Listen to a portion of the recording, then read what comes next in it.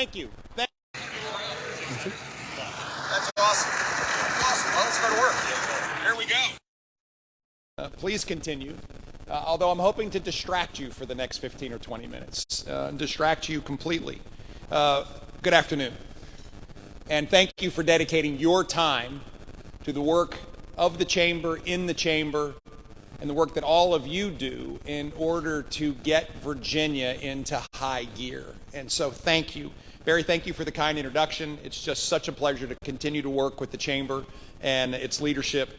And yes, 1 year ago, boy, it doesn't seem like 1 year ago. It seems like last week, in all candor. I had the great privilege of standing on this stage, and my message was very clear and simple. Virginia is open for business. And today, we are competing. And now it is time to hit the accelerator. And we're going to go even faster. But before I begin, I do want to reiterate my thanks to the Virginia Chamber and to the Virginia Economic Development Partnership, not just for hosting this annual summit, but for the collaborative way that you come together in order to drive Virginia's efforts forward. Thank you for loving the Commonwealth, and thank you for having her interests at the forefront of everything that you do. I also want to add my congratulations to my friend Mike Petters, who has received such an extraordinary award of the Chamber's Lifetime Achievement Award today. And Mike was instrumental in establishing Huntington Ingalls, as you all know. He was their first president and CEO. And at the heart of Huntington Ingalls, and I know that Mike can never say this, but at the heart of Huntington Ingalls is Newport News Shipbuilding. And Newport News Shipbuilding has been at the heart of the Commonwealth for so long, having delivered 32 carriers, 65 subs, 15 battleships, 5 cutters, 30 destroyers, and so much more. Mike, I want to thank you. I'm trying to figure out, where you are. There you are. Mike, I want to thank you for your commitment and your strong heart for the Commonwealth. Thank you.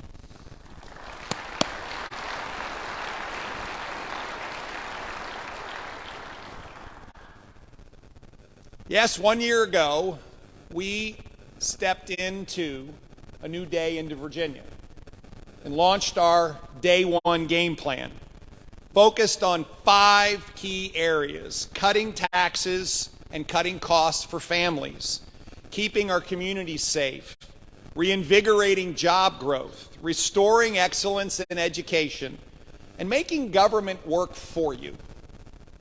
And it's time to build on what we have achieved by hitting the accelerator and getting into high gear.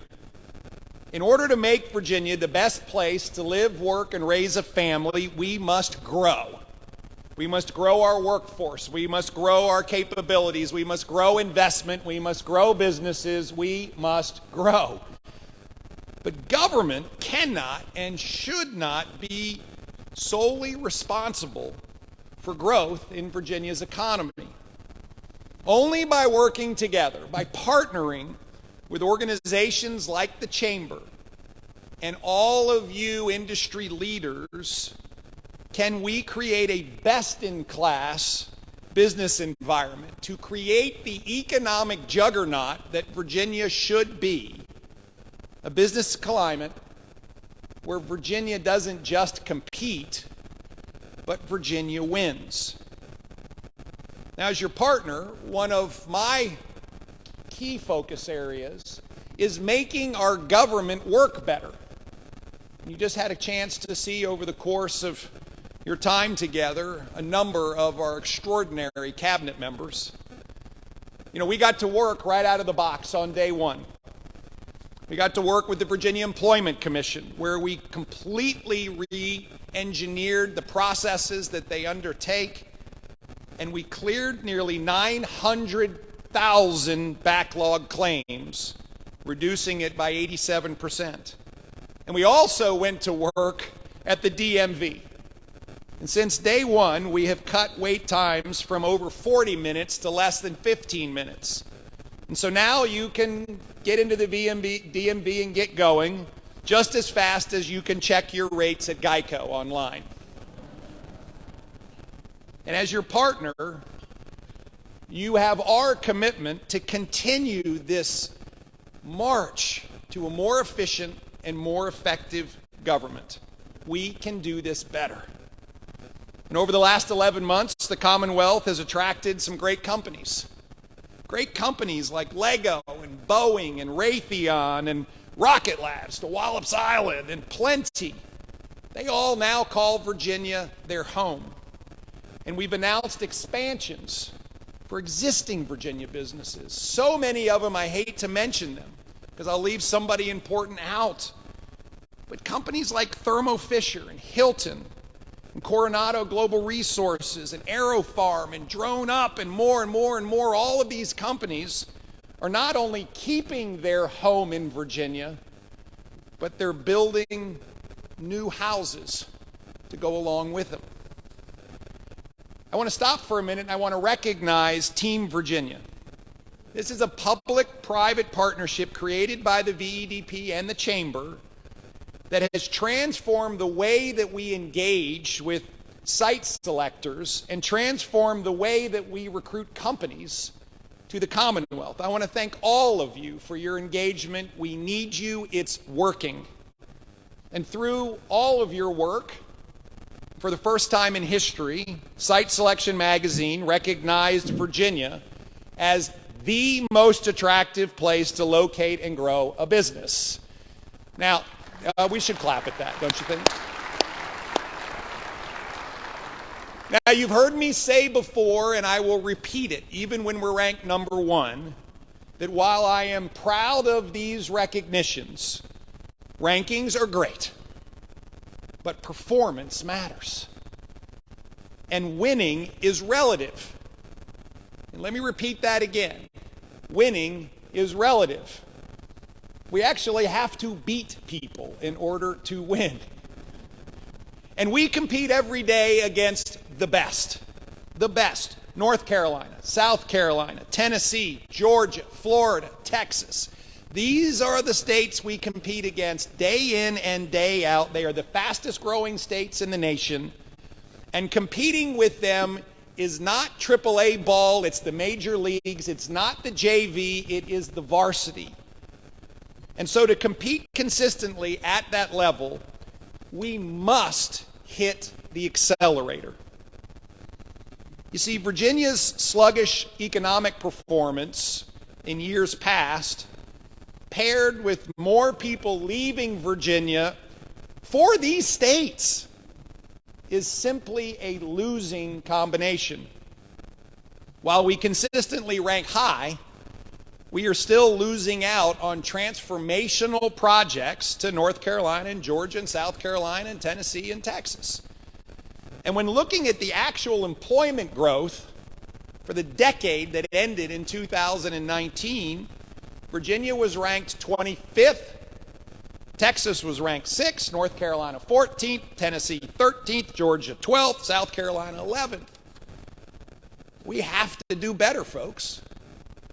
We have to do better. And as we look forward to the next 10 years, our employment growth forecasts again seriously trail these most competitive states. Virginia Economic Development Partnership projects that Virginia will rank 19th. Texas will skyrocket to 3rd. Georgia, North Carolina, South Carolina will be 10th, 11th, and 12th.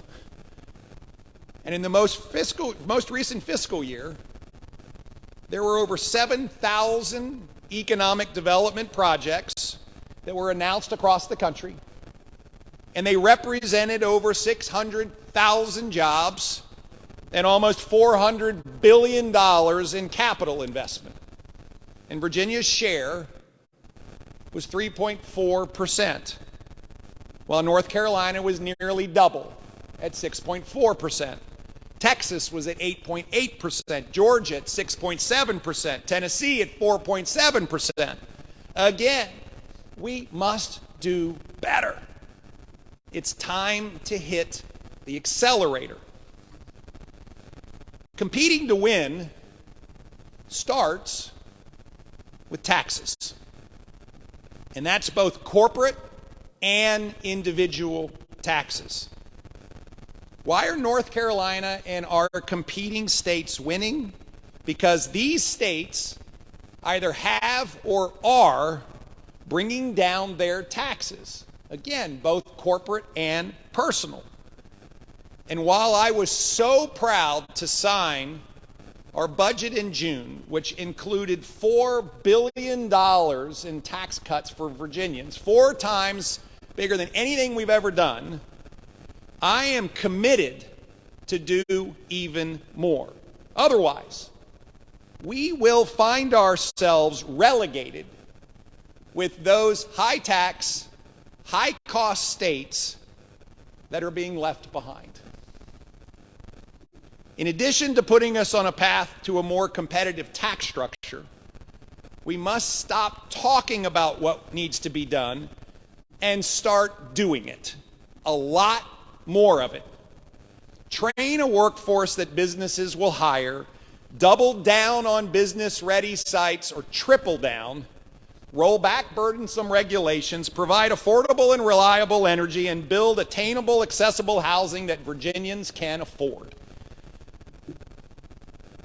We are acutely focused on workforce development. And all of the efforts to attract and train a workforce that can go to work now and be prepared to take the great jobs that you all are going to create going forward. We are restructuring the way government delivers workforce support. We're going to consolidate workforce programs all under one roof.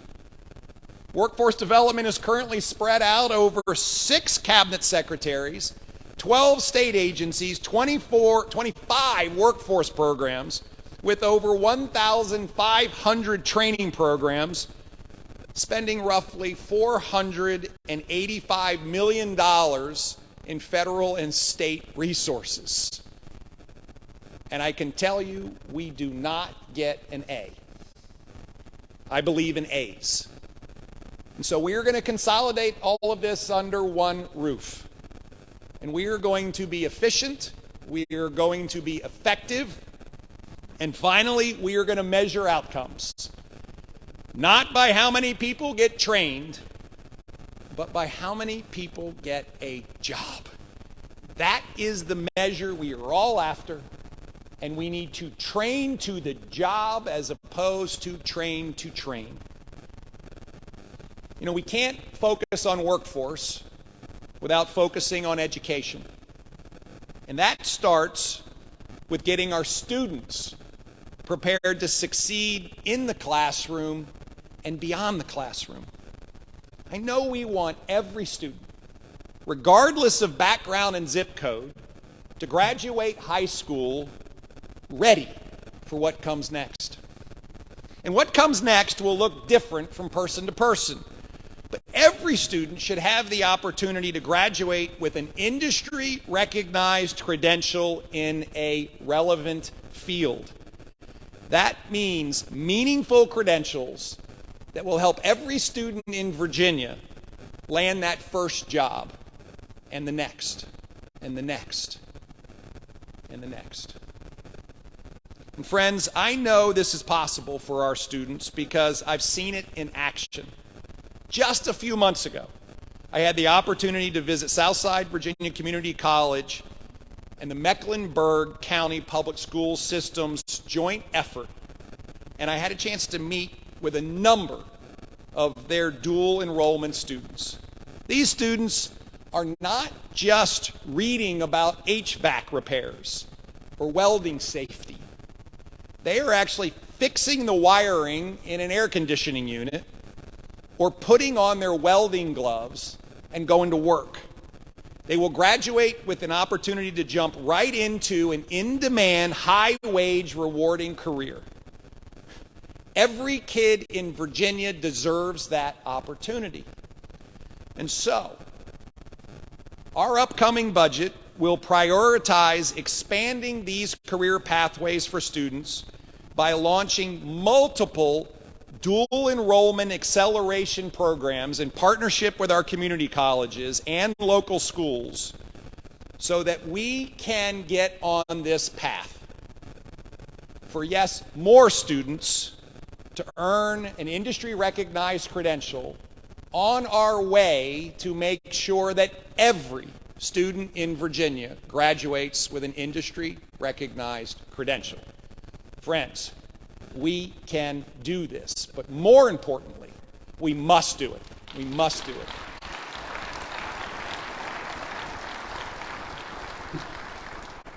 And with that great workforce, more companies expand and grow that are here, and we can attract more companies to the Commonwealth. But to support the recruitment of high-growth companies and to enhance Virginia's ability to win, the Commonwealth requires massive investment to create project-ready sites.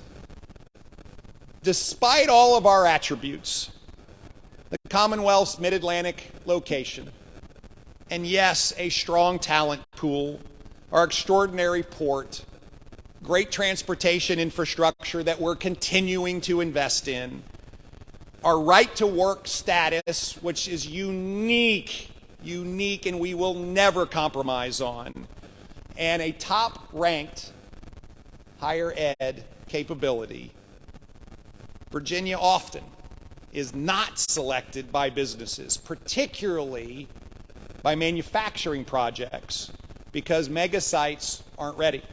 Simply put, it's not that we don't have enough inventory, we don't really have any. Since 2016, a lack of project-ready sites has cost Virginia more than 55,000 jobs and $124 billion in capital investment.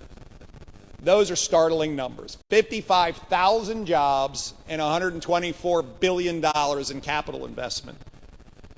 I am fully committed to supporting the companies in Virginia today who want to grow.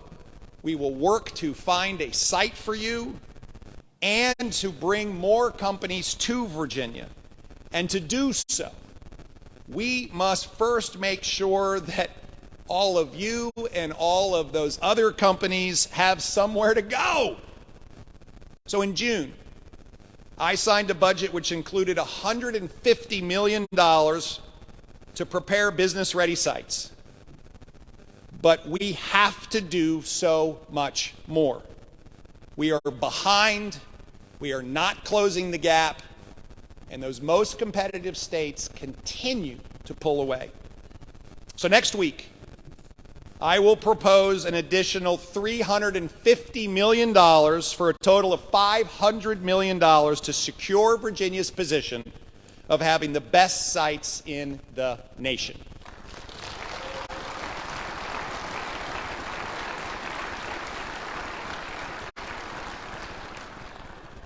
I want Made in America to mean Made in Virginia.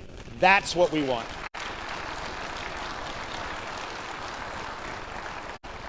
We are done playing small ball.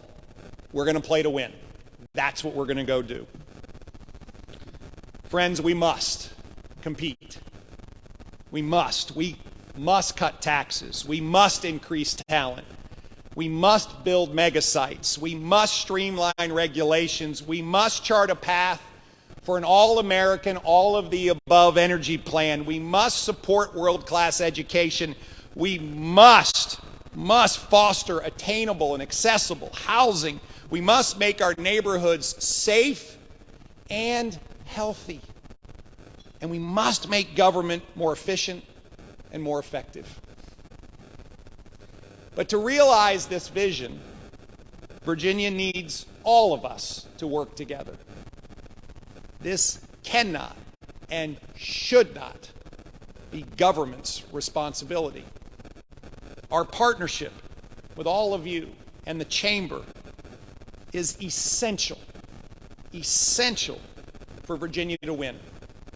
And when we win, Virginia will be the best place to live and work and raise a family. Friends, it is time to hit the accelerator.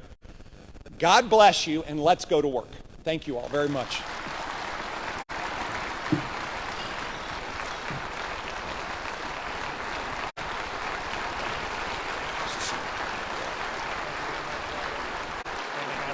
Thank you. Great. Thanks for making that announcement.